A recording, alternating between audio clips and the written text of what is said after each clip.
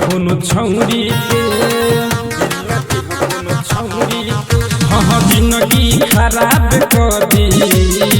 दिल दी कोनो छौरी के हर दोहरा से बात करी एहो दोहरा से बात करी भेट करी के हुऔरी से जिंदगी हाँ जिंदगी एहो जिंदगी खराब कर दी दिल दी कोनो छौरी के हाँ जिंदगी खराब कर दी दिल दी कोनो छौरी के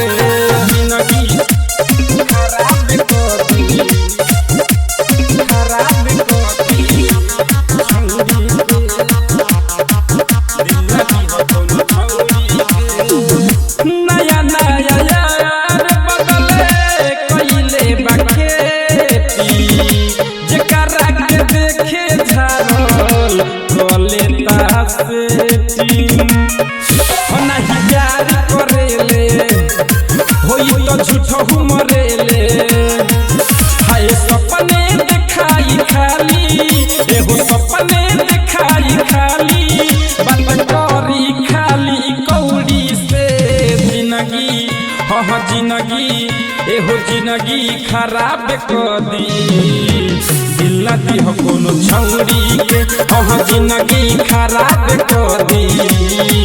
दिल दी कोनो छौरी के जिंदगी खराब कर दी खराब कर दी छौरी के दिल दी कोनो छौरी के सुकुल संवरिया जनी करी हतुआसा प्यारे वाला खेल खेल के करेली संदास लागे ना ये कोनी के शरम होई तो बाड़ी सब शरम हाय राइटर सुमन दुलार चंद हाँ राइटर सुमन दुलार चंद रे पिटायल रहे दौरी से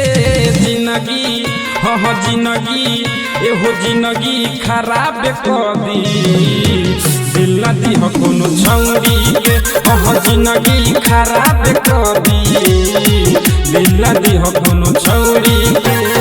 सावरिया रिकॉर्डिंग स्टूडियो, हनुमान मंदिर, तिलहिया।